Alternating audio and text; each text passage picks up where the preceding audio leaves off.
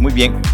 Quiero dedicar esta ponencia a estudiantes, a recién egresados, aquellos que están en el desarrollo de sus carreras universitarias y están pues buscando, y a lo mejor algunos ya tienen un lugar donde estar trabajando y tal vez en la universidad tuvieron algunas materias sobre investigación y hoy en sus campos laborales a lo mejor piensan que eso no sirvió de nada, pero de pronto al menos yo les voy a mostrar una experiencia a partir de lo que yo he realizado de lo importante que es la investigación.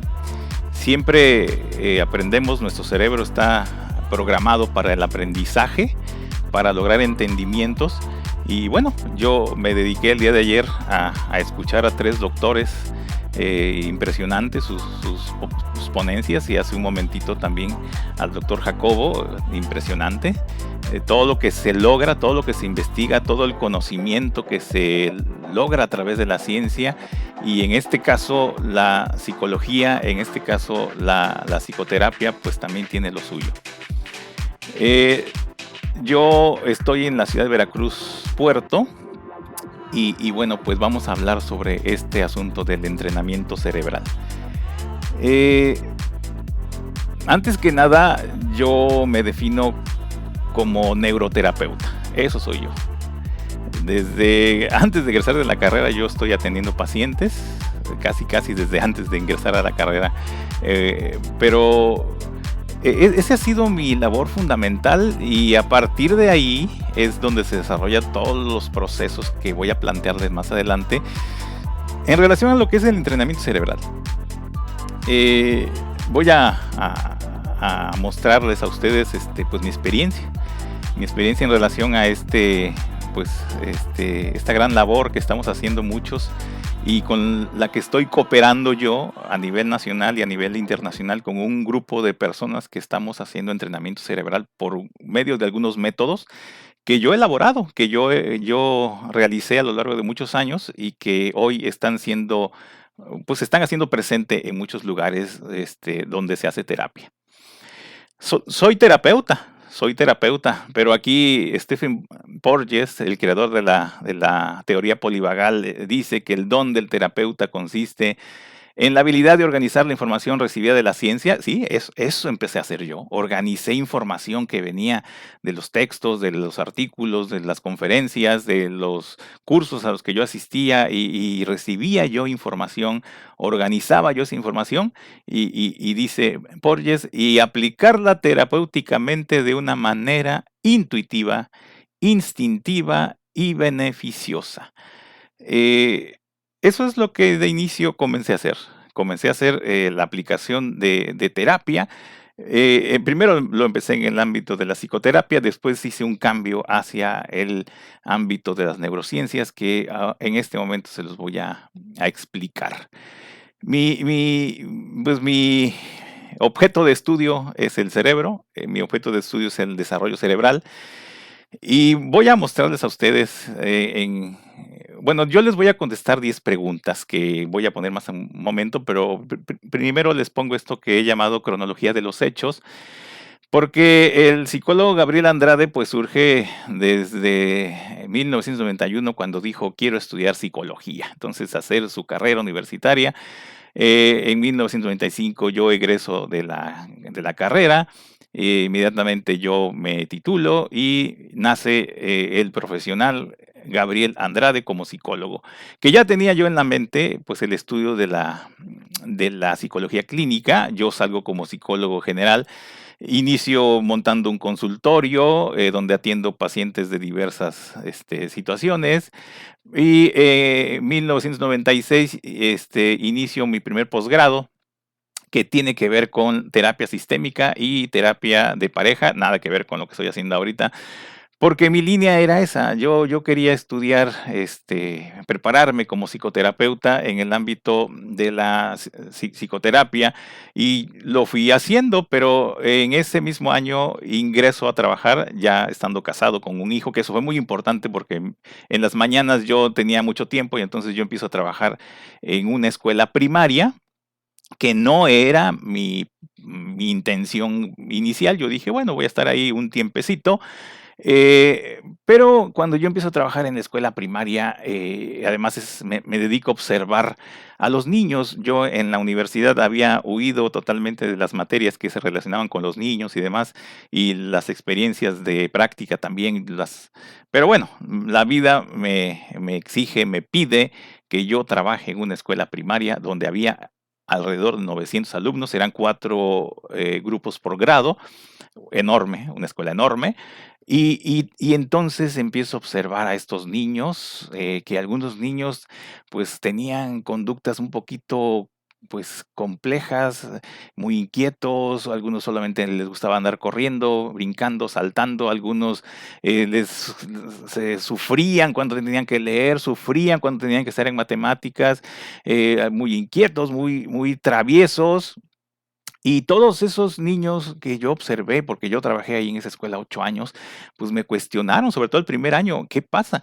Yo venía con algunas teorías en aquel tiempo de que los problemas escolares se debían a problemas familiares o se debía a problemas de inteligencia, problemas de capacidades, y me llevo una gran sorpresa de que muchos de estos niños que yo empecé a analizar y empecé a explorar sus familias, y empecé a explorar pues el estudio psicométrico con ellos, me doy cuenta que son niños que tienen altas capacidades o normales, capacidades motoras normales, capacidades de inteligencia, capacidades perceptivas, capacidades de lenguaje muy buenas, o sea, niños que podemos decir entraban dentro del ámbito de lo normal, niños que tenían familias estructuradas, sin ningún problema de tipo disfuncional. Además tenían hermanos o hermanas mayores que eran muy bien portados, que tenían capacidades y desarrollaban en su ámbito escolar, pues con buenas notas, y de pronto estos niños, pues no respondían a lo que generalmente teníamos como antecedente en aquellos años, ¿no? Como la causa de problemas escolares y problemas pues, de conducta era los problemas emocionales, familiares o problemas de tipo cognitivo. Entonces, el cuestionamiento fue muy importante y ahí es donde empieza la labor, ¿no? Del profesionista que quiere ir más allá y que empieza a investigar. Empiezas a buscar, empezar a consultar, a buscar qué te puede ayudar para entender estos niños. Y ahí empieza una gran labor importante. En el momento que investigamos, pues me lleva a pensar qué está sucediendo con estos niños.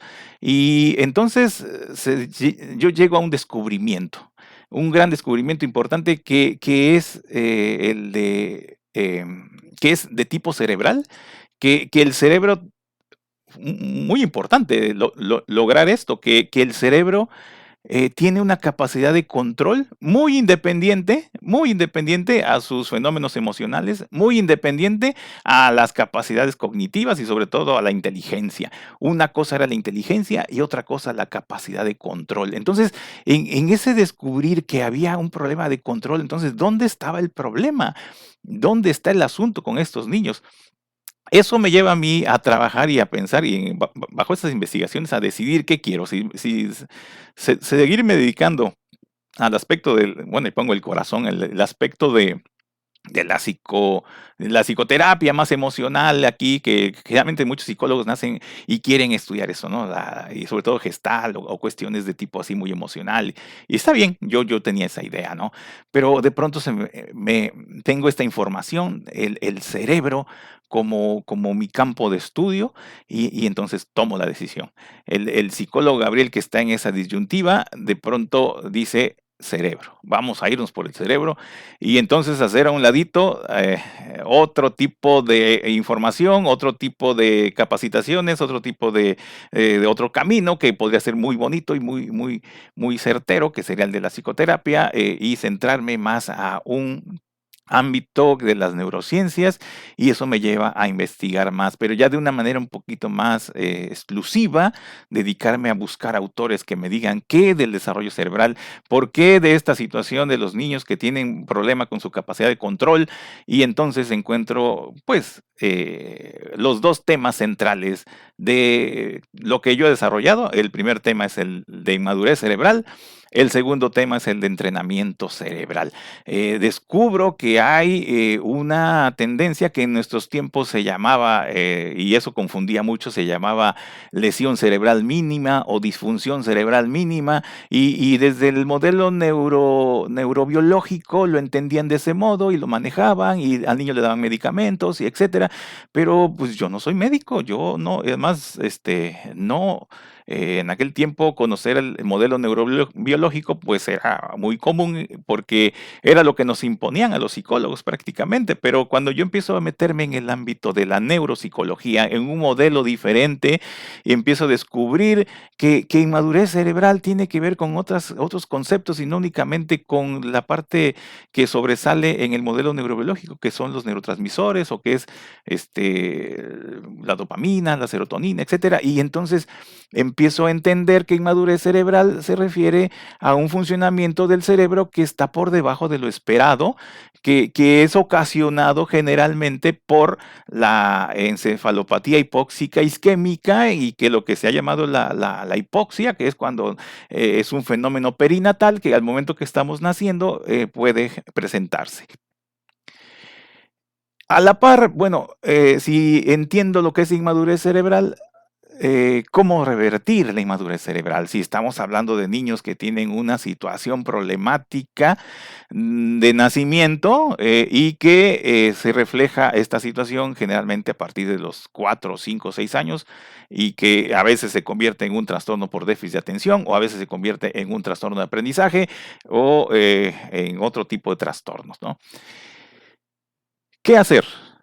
Esa era la pregunta. Entender qué pasaba era muy importante, el punto de partida. Ahora, ¿qué hacer con esos niños?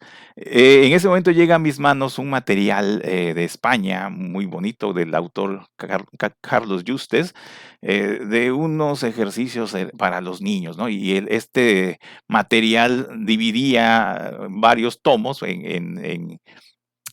entrenamiento de la atención, entrenamiento en matemática, entrenamiento perceptivo, entrenamiento, etcétera. Entonces, esto me gustó, lo vi y dije, creo que esto necesitan los niños. Empecé, obviamente eso me llevó a seguir investigando y comencé a adaptar algunos ejercicios, algunas actividades para hacer una actividad que en aquel tiempo aún no le llamábamos así, pero era exactamente ejercicios para entrenamiento cerebral. Eh, yo entendí, llegué a esa eureka de decir, aquí está el camino, aquí está el cómo trabajar con estos niños y creo que es el camino que debemos seguir. Entonces eso me lleva a experimentar. Yo ya tenía en ese tiempo mi consultorio lleno casi de niños. En el colegio, pues te digo, teníamos 900 niños ahí con los que yo podía trabajar. Me lleva a romper un poquito los esquemas tradicionales y empezar a aplicar técnicas por medio de actividades que eran estimulantes para la atención, sobre todo. Empezamos a trabajar con las habilidades de atención y generamos ejercicios, muchos, y los íbamos aplicando con los niños, íbamos modificándolos, veíamos que algunos no funcionaban, algunos estaban muy exigentes, bajábamos el nivel de exigencia, reproducíamos los ejercicios de modo que no solamente trabajáramos con un niño, sino que hiciéramos el trabajo con varios niños al mismo tiempo. Y algo que fue muy importante es cambiar la posición del trabajo, que yo no estuviera frente al niño, sino más bien el niño sentado frente a su trabajo y yo atrás del niño, lo cual modificó también un poquito la interacción del trabajo que hacíamos y las presiones que poníamos cada vez que estábamos con el niño cara a cara y experimentamos. Hicimos una gran tarea de experimentación. Entonces, obviamente yo en ese momento lo hacía por el hecho de pensar y decir que yo tenía que probar algo, yo tenía ideas importantes que demostrar, y entonces la experimentación aquí fue muy importante. Eh, en el 2002 llegamos ya al descubrimiento ya máximo de decir, esto funciona. Lo que estamos aplicando los niños, lo que estamos realizando con nuestros métodos y con el material que nosotros elaboramos, funciona. Y entonces, imagínense, ¿no? Es un gran descubrimiento, pues para nosotros una gran hazaña. Y cuando digo nosotros es porque estaban involucrados, pues, algunos terapeutas que trabajaban ya conmigo, y entonces eso lleva a investigar más. ¿Qué pasa con el cerebro? A ver, ¿qué con la neuroplasticidad? ¿Qué sucede en el cerebro? ¿Qué con las redes cerebrales? ¿Qué sucede con esta inmadurez cerebral? ¿Y cómo podemos demostrar que hay una inmadurez cerebral? Porque realmente, pues lo teníamos aquí en la idea, pero ¿cómo lo podíamos ver? En el 2004 yo inicio cursos y en esa investigación descubro una técnica llamada neurofeedback, en la cual yo me dediqué a investigarla más de un año antes de tomar un curso, porque no había cursos en México de neurofeedback, hasta que de pronto se abre un curso en la Ciudad de México y yo digo, voy a tomar ese curso. Ese curso a mí me dio el panorama pues, totalmente amplio de cómo trabajar también otro tipo de entrenamiento cerebral por medio de la retroalimentación de los ritmos cerebrales y me metí a una teoría que hoy es la base de mi trabajo, que es la teoría neuropsicológica de los ritmos cerebrales. Eso me lleva a tomar este curso con Neurofeedback. Después, con la Fundación Europea de Biofeedback, traen 3 ponentes a la Ciudad de México de Canadá. Uno de ellos es Michael Thompson. Y también tomo un diplomado en el Instituto Nacional de Psiquiatría sobre electroencefalografía.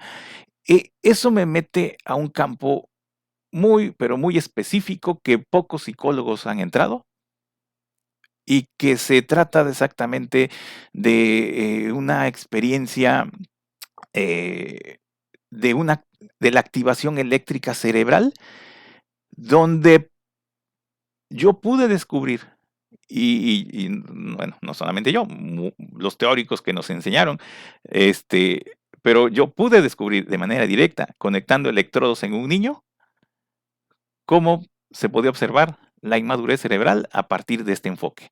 Que la inmadurez cerebral se refiere a una lentificación en el cerebro, sobre todo una lentificación en la zona prefrontal. Mire, aquí está mi amiguito. Esta zona del cerebro, la zona prefrontal, aquí en esta parte es donde se observa en muchos niños muy capaces, niños con buen lenguaje, niños muy inteligentes, niños pero que tienen un problema con la capacidad de control, lo cual les lleva a tener problemas de inatención, problemas de impulsividad y problemas de hiperactividad.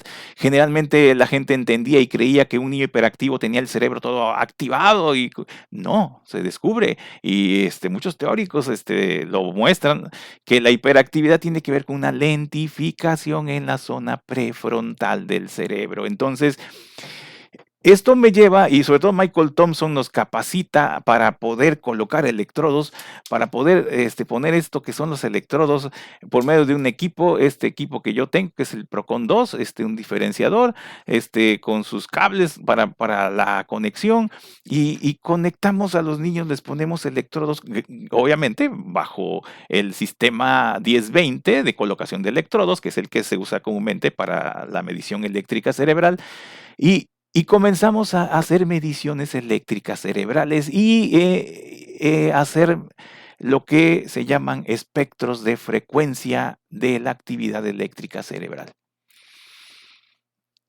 2004 es un año muy importante porque me lleno de esta sabiduría y de esos conocimientos y los traigo a Veracruz y digo, quiero aplicarlo.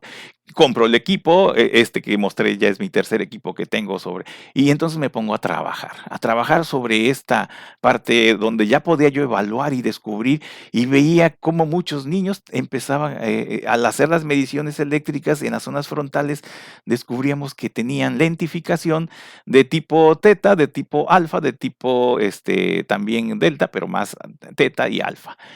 Y a veces algunas activaciones de tipos beta 3 beta 4 que eso, bueno, serían muy raras, pero también las encontrábamos. Eso lo encontramos más en adultos. Esto lleva a una lucha. ¿Por qué una lucha? Porque de pronto el psicólogo Gabriel Andrade, que atiende niños y que de pronto dice a los papás, señor, vamos a hacerle un estudio eléctrico a su hijo y aquí le vamos a conectar, aquí tenemos este software y vamos a hacer una medición para lograr lo que es un espectro de frecuencias y ver si su hijo tiene una inmadurez cerebral. Bueno, obviamente, como creen que me veían los neurólogos, pues como un impostor, como alguien que está invadiendo el territorio, pero yo les dije a muchos neurólogos, con algunos platiqué y les dije, no, usted hace en su electro para, de un modo, con un estilo, y yo lo hago desde el enfoque neuropsicológico para lograr espectros de frecuencia y lo hago en la acción. Usted duerme al niño, usted le hace privación del sueño, usted le hace otras técnicas para ver si el niño tiene algunas respuestas ictales, respuestas de tipo epilépticas, etcétera, o si sale alguna normalidad, otra, y eso está muy bien, lo que usted hace está muy bien. Lo que yo hago es diferente, yo estoy haciendo una aplicación obviamente, lectura de ritmos cerebrales de un solo canal, medíamos canal por canal, y el niño lo poníamos a leer, poníamos a que el niño armara rompecabezas, que hiciera algo, y en ese momento estamos midiendo su actividad eléctrica, cuando el niño está poniendo atención, cuando el niño, y entonces obteníamos datos muy importantes. Pero sí fue una lucha, piqué piedra, mucha piedra, ahora más grande que la que está ahí, pero los resultados vienen porque tenemos las bases a partir de la investigación. Eh, Investigamos para esto, buscamos, nos atrevemos para hacer, y entonces consolidamos un método de evaluación, estábamos consolidando un método terapéutico, porque estos materiales que empezábamos a aplicar a los niños, ahora teníamos una medición donde teníamos una medición de la inmadurez cerebral, hacíamos el tratamiento, ya sé, pretest, posttest, y entonces veíamos resultados. Pero como clínico, los resultados que a mí más me interesaban pues eran los resultados que se daban exactamente en la conducta, lo que el niño presentaba. En el 2006 nace ya de una manera más formal y publicamos nuestra primera obra, que es la terapia de reforzamiento de habilidades de atención. Y cuando digo que nace, nace para nosotros, no la ofertábamos al público, la teníamos para nuestro centro de atención. Y entonces, con la seguridad de que esto funcionaba y además con instrumentos que ya ocupamos para medir precisamente pues el fenómeno de la inmadurez cerebral y además con datos cualitativos de los cambios sintomáticos de los niños que ahora tenían más capacidad de control, tenían más capacidad en su atención, más capacidad de control de los impulsos, más capacidad de control de su motricidad, y eso les llevaba a tener mejor efectividad, obviamente en el ámbito escolar y también en el ámbito familiar, y muchos niños con tratamientos de 8 semanas, a veces más, 20 semanas, dependiendo los casos, pues se lograban grandes avances, o se han logrado grandes avances. Esta terapia, bueno, pues es la primera que nace. En el siguiente año, 2007, sacamos igual de habilidades de atención, pero para niños más pequeñitos. Y en el 2008, otro producto que es el mismo paquete, bueno, les llamamos paquetes de terapia enfocada más a los adolescentes, pero era nuestro arsenal terapéutico que teníamos, que habíamos creado nosotros, donde yo soy autor de este material basado en todos los procesos de investigación, donde estábamos trabajando con algo que también ya conocía yo y lo fui madurando cada vez más en una maestría que cursé, que es la primera unidad funcional del cerebro. El cerebro se activa, el cerebro que se activa a partir de la primera unidad funcional, que es la capacidad de atención. Comenzamos a entrenar. Ahí fue cuando ya teníamos la seguridad de que lo que estábamos haciendo es un entrenamiento cerebral, porque estábamos modificando el cerebro. Estamos haciendo lo que Eduardo Scioto dijo en algún momento, que es un autor argentino, también especialista en electroencefalografía, dijo que la neuroterapia es el cambio del patrón bioeléctrico cerebral que lleva a los niños a tener una mejor madurez del cerebro.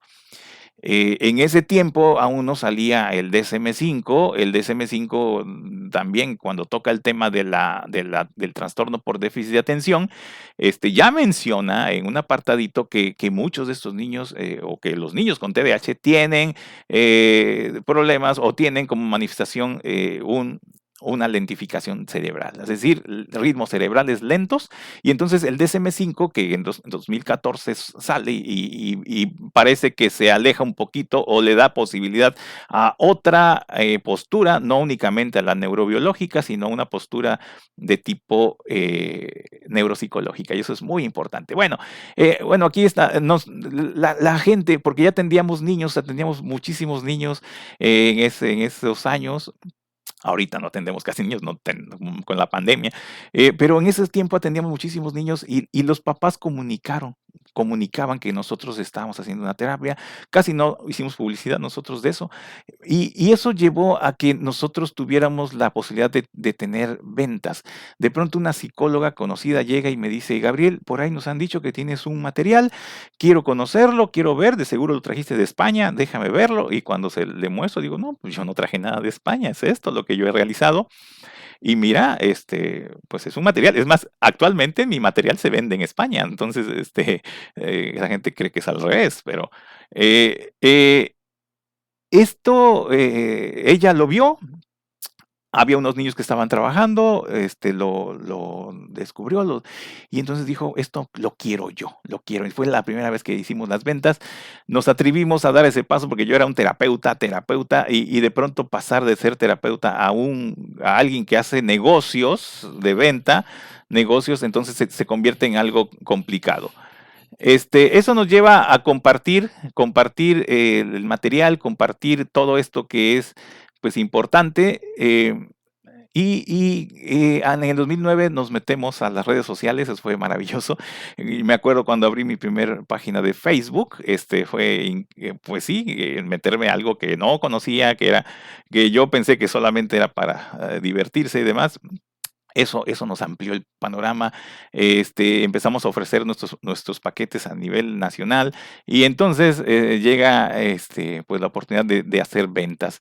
Esto trae remuneración económica muy fuerte, y en el 2015 nos sugieren y nos piden que demos algunos cursos para mostrar, sobre todo a grupos de USAER, grupos de la SEP, en Tlaxcala, en Toluca. Y entonces yo empiezo a visitar a algunos lugares que nos invitan para instruirlos en lo que es precisamente las habilidades de atención y lo que es este material.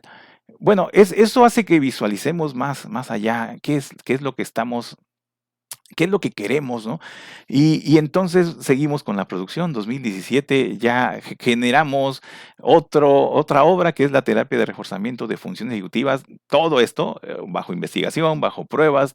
Teníamos muchos niños trabajando con esto, y desarrollar una nueva función cerebral, que es la tercera unidad funcional del cerebro, que tiene que ver con funciones ejecutivas. Paquete es un paquete fenomenal. Esto hizo que incorporáramos en el 2018 más personal para que trabajara con nosotros, para construir nuestros materiales, construir lo que estábamos haciendo. En el 2019 publicamos la terapia de reforzamiento de habilidades de lectura, también que esto trabaja la segunda unidad funcional del cerebro, y con esto pues generamos lo que yo he llamado cerrar el círculo, porque tenemos entrenamiento de la primera unidad funcional, luego tuvimos entrenamiento de la tercera unidad funcional y nos faltaba la segunda, y con el material de habilidades de lectura que basado en la teoría PAS, logramos cerrar este círculo de entrenamiento. Entonces tenemos material y tenemos todo un arsenal de terapia basado en las tres unidades funcionales del cerebro, lo cual hemos estado, pues, compartiendo. Eso nos llevó a crecer, nos lleva a lograr, pero de pronto en el 2020 se atraviesa el COVID. Y muchas cosas vienen abajo: consulta cero, viaje cero, y ventas de materiales bajísimo. Teníamos que adaptarnos a la tecnología, adaptarnos a algo que tal vez no lo estábamos haciendo, y generamos en agosto de 2020 los cursos en línea para seguir trabajando, pero ya de otra manera con nuestros clientes. En el 2020, y por la pandemia y por petición de una psicóloga de Monterrey, nos dice: psicólogo, necesitamos trabajar con los niños, también en línea. Entonces, haga usted algo. Y yo hago un paquete que se llama el paquete digital para entrenamiento cognitivo cerebral, que se trabajaba por Zoom, que se trabajaba. Entonces fue maravilloso. Nuestros terapeutas que dejaron, que no tenían el ingreso porque no tenían la posibilidad de tener los pacientes en presencial, de pronto empezaron a promover las terapias en línea. Entonces, con los mismos pacientes que ya tenían y otros nuevos. Entonces, seguimos creando, seguimos haciendo cosas y no terminamos ahí, todavía ahorita en este año, principios de este año, hicimos bueno, un paquete que está dividido en dos partes, son dos publicaciones, que es la terapia de reforzamiento cognitivo de adultos mayores, que está dividido en dos partes, que es el nivel inicial y después sacamos el nivel para avanzado, lo cual también lo ofrecemos bajo fundamentos teóricos. Ya teníamos una teoría muy sólida acerca de todo lo que es el envejecimiento, la degeneración cerebral, los problemas de tipo, pues que el anciano, perdón, el adulto mayor se enfrenta. Un trabajo incansable, claro que sí, y como lo dice nuestro eslogan, entrenando cerebros para la felicidad. En eso estamos y creo que eso me lleva a lo siguiente, a responderle esas 10 preguntas que quiero responder. ¿Por qué estoy aquí primero? Primero, ¿por qué estoy aquí? Ya viendo toda esta historia, a lo mejor ustedes pueden ver. La primera, perdón, lo voy a decir, soy sincero. Cuando me invitaron a mí a este foro, yo lo primero que pensé es no aceptar, porque pues yo no era investigador. O sea, yo cuando pienso en un evento como este, pues pienso en los doctores, en los que están en centros de investigación, en las universidades, los que están, pero dije, no, espérame, creo que me están invitando porque yo estoy proyectando algo, yo estoy proyectando que yo en la libre, por decir, porque les voy a decir algo, yo no tengo nadie que me esté checando, nadie que esté de árbitro para decirme esto si está bien, eso está mal. Yo me rijo por mi ética y por la formación y yo me rijo para poder ofrecerle al público, ofrecer a papás, ofrecer a terapeutas este material. Yo me rijo por algo muy sólido que es la investigación. La investigación me respalda. Entonces, he realizado investigación. Sigo realizando investigación. Ahorita estoy investigando sobre el concepto de reciclaje neurológico en la zona visual segunda del hemisferio occipital izquierdo, como para el desarrollo de la lectura, que es a partir de Stanislas Dehaene, que es un científico francés que estoy leyendo muchísimo últimamente. ¿Sigo realizando investigación? Claro que sí. ¿Seguiré realizando investigación? Claro que sí. Entonces, ¿por qué estoy aquí? Yo al principio, la idea que tenía, y por eso yo inicié dedicando esta ponencia a estudiantes, a gente que está en el campo laboral, porque todos podemos hacer investigación y no pensemos que únicamente hacen investigación aquellos que están en los laboratorios, aquellos que están en las universidades. Yo sí trabajé en universidad, fui maestro, pero ahí no hice investigación. La estoy haciendo por mi cuenta porque yo necesito tener fundamento de lo que yo hago y entonces necesito esta investigación. Y si yo he publicado, es porque todo ha estado respaldado bajo procesos de investigación. ¿Cuáles han sido los temas? El tema central de mis investigaciones, ya lo mencioné, pero aquí la inmadurez cerebral, el entrenamiento cerebral. Obviamente, entender estos dos conceptos, pues me dieron el camino a seguir. Hemos desarrollado todo esto que les he mencionado gracias a que yo centré mi atención en un objeto de estudio esencial, que era el cerebro humano, cómo se desarrolla, cómo podemos trabajar con la inmadurez cerebral, cómo identificar la inmadurez cerebral y además cómo revertir esta inmadurez cerebral. Muchos niños, muchos adolescentes hemos tratado, algunos papás nos hemos visto después, me han encontrado y me han dicho, alguna me dijo, gracias psicólogo, usted ayudó muchísimo a mi hijo ahorita está en la universidad, mi hijo está haciendo esto, cuando pues tenía tantos problemas en la escuela. ¿Qué tipo de investigación he realizado? Esencialmente, Pues la investigación que yo creo que más fuerte he hecho es la investigación documental. Los estudios de caso han sido estudios que yo he realizado, algunos los tenemos documentados, pero como no tenemos que responder a publicación, nadie nos exige que publiquemos, lo hemos expresado nuestros hallazgos, los hemos publicado en los cursos. Los cursos que damos tienen pues como explicaciones los casos que hemos realizado, las investigaciones que hacemos y los resultados. Eh, ¿Cuál ha sido el fruto de mis investigaciones? Pues las terapias neurocognitivas. Hablamos de 8 obras terapéuticas que ya están publicadas, 4 cursos sobre terapia neurocognitiva, 3 cursos sobre trastornos por déficit de atención y hiperactividad. Creo que uno de los grandes logros es la innovación y el emprendimiento. He estado en foros que me han invitado como innovador, como emprendedor, y creo que todo eso se basa en la investigación. La creatividad es el pensamiento creativo, se basa en conocimiento. El pensamiento creativo es mentira que te va a iluminar una musa y la musa te va a dar toda la fuente de inspiración para que tú logres crear algo. Esa musa se llama investigar. Esa musa se llama leer. Esa musa se llama comprensión lectora y se llama investigar, buscar información y una y otra y estructurar la información, guardarla, registrarla, tenerla ahí a la mano porque en algún momento te va a servir. En algún momento dices, yo leí esto y aquí está. Este autor dice esto, este autor ahora dice esto, este autor.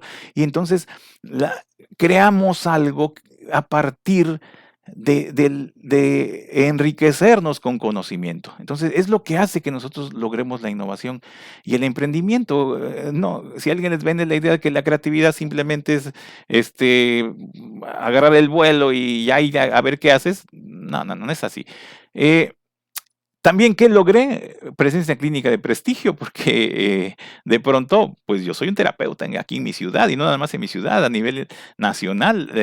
Yo he visitado casi todas las ciudades más importantes de la República dando cursos, la gente me conoce, me identifica y yo he logrado un cierto prestigio basado en el trabajo, obviamente.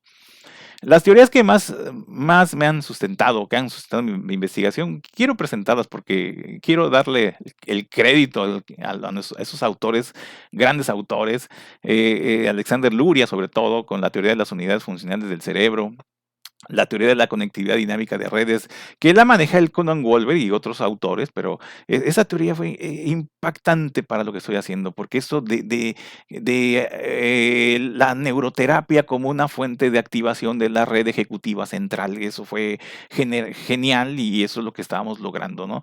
En hiperfrontalidad y todos esos casos que tienen que ver con el enfoque eléctrico.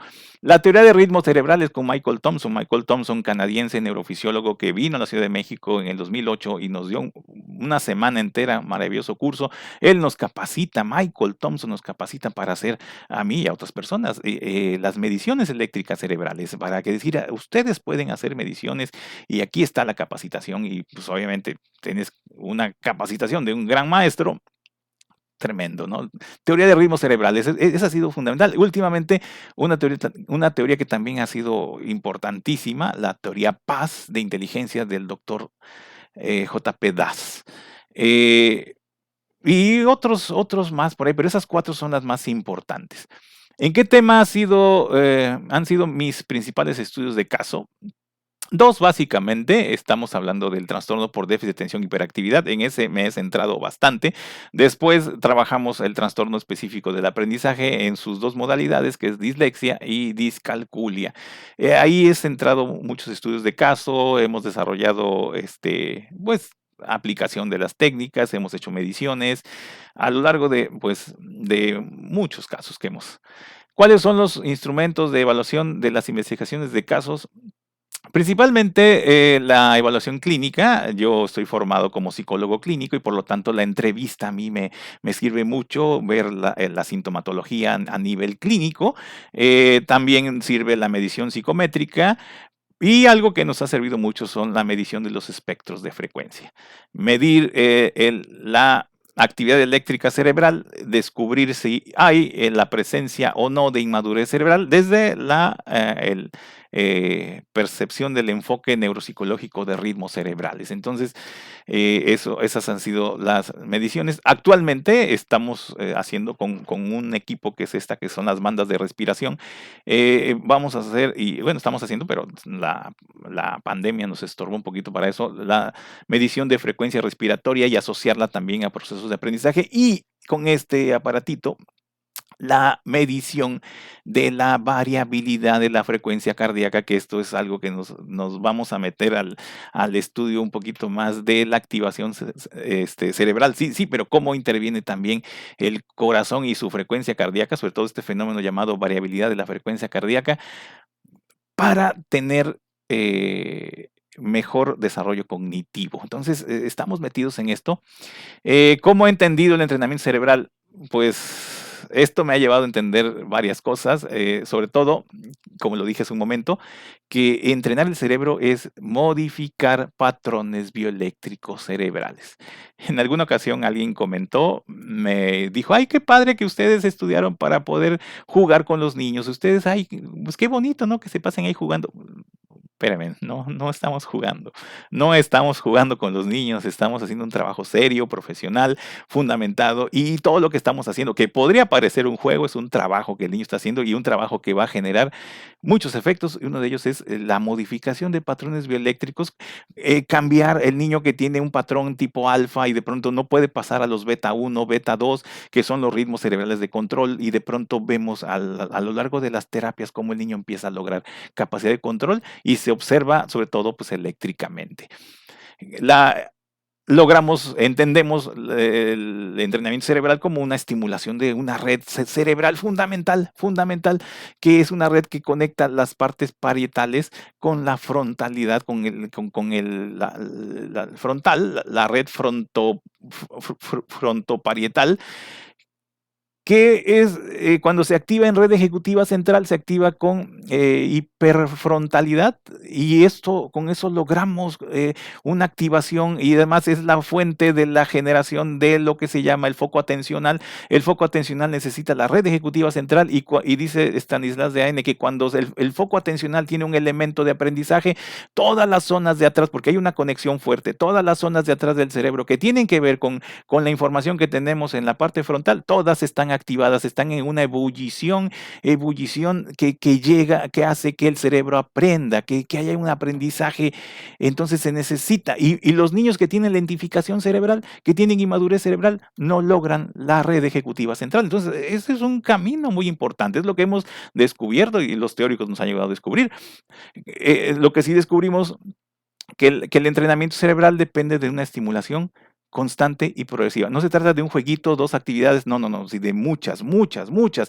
Por eso nuestros paquetes tienen hasta 2000 actividades divididos en niveles, nivel 1, nivel 2, nivel 3. Los niños pueden pasar meses enteros trabajando en sesiones de 2 sesiones, 3 sesiones a la semana, y no se acaban el material, es muchísimo material. Algo que también nos hizo entender, o entendimos, que entrenamiento cerebral tiene que ver con el desarrollo del esfuerzo mental sostenido.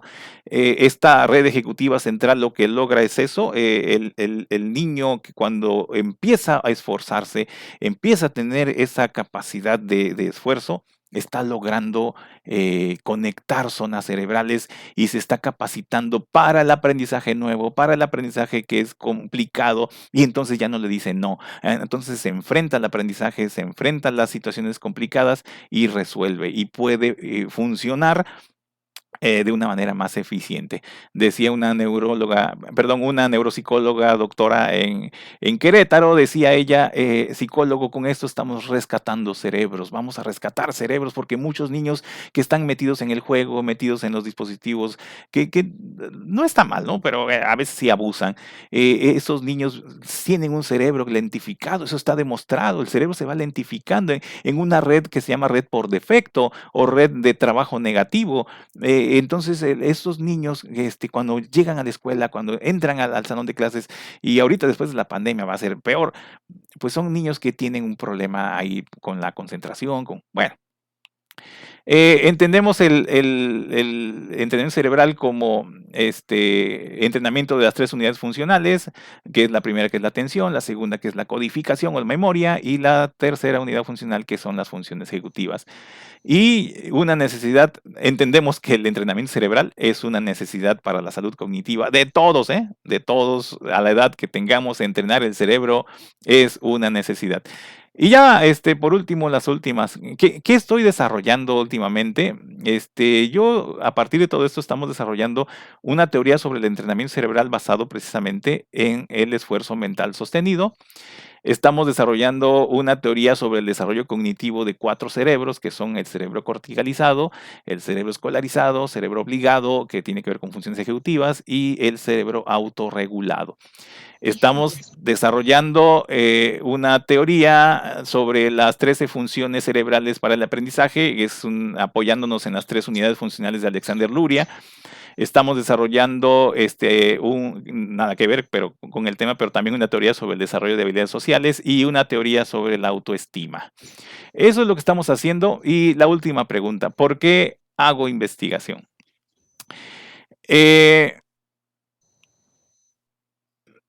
Para sobrevivir. No estoy obligado. Yo entiendo que hay muchas personas que por su trabajo les dicen, pues tienes que investigar. Más si están trabajando en un centro de investigación, tienen que hacerlo, es su trabajo, es por lo que les pagan. Yo no fue así. Yo hago investigación para desarrollar mi profesión. Yo hago investigación no para darle cuentas a un jefe, no para darle cuentas a una institución, no. Yo hago investigación y por eso empecé, y la tercera vez que lo repito, dedicando esto a los estudiantes, a los que están en el campo laboral y que no están en un campo laboral o que sea de investigación, exactamente, pero en lugar de que usted esté ingeniero, médico, enfermera, lo que sea, usted puede desarrollar investigación para desarrollar su profesión. Yo hago investigación para fundamentar mis hallazgos. Yo he encontrado muchas cosas y mentalmente he dicho, esos son entendimientos, pero ¿cómo explico esto? Pues necesito fundamentarme. Eso es muy importante. Yo necesito investigar, necesito tener los datos científicos para tener una base sólida donde poner mis pies y decirle a la gente, mire, esto funciona. Y funciona por esto, por esto y por esto. Para sentirme seguro. Y contento, no únicamente seguro, también muy contento. Y como decía ayer el doctor Javier Pérez, investigamos para mejorar calidad de vida. Y eso es lo que estamos haciendo. Y como terapeuta, a mí me compete como terapeuta trabajar con la mejoría de la vida, con la mejoría de las personas. Y eso es lo que estamos haciendo, pero hacerlo desde un punto de vista ético, sostenido por la ciencia, porque déjeme decirle que si donde hay más charlatanes en este mundo es en el campo terapéutico. Hay muchísimos charlatanes. Y cuando digo charlatanes es que no tienen base científica lo que hacen, se basan en creencias, se basan en situaciones que simplemente son, hasta la misma psicología, hasta a veces psicoterapias, no tienen la solidez que deberían tener y se basan en cuestiones de energía y cuestiones que, bueno, ya, mejor no digo nada porque... ¿Qué estamos haciendo? Entrenando cerebros para la felicidad. Este es nuestro eslogan y eso es lo que estamos realizando y bueno... Pues muchas gracias por su atención. Dejo el micrófono abierto por si hay las preguntas que ustedes nos quieran hacer y con todo gusto para contestarse.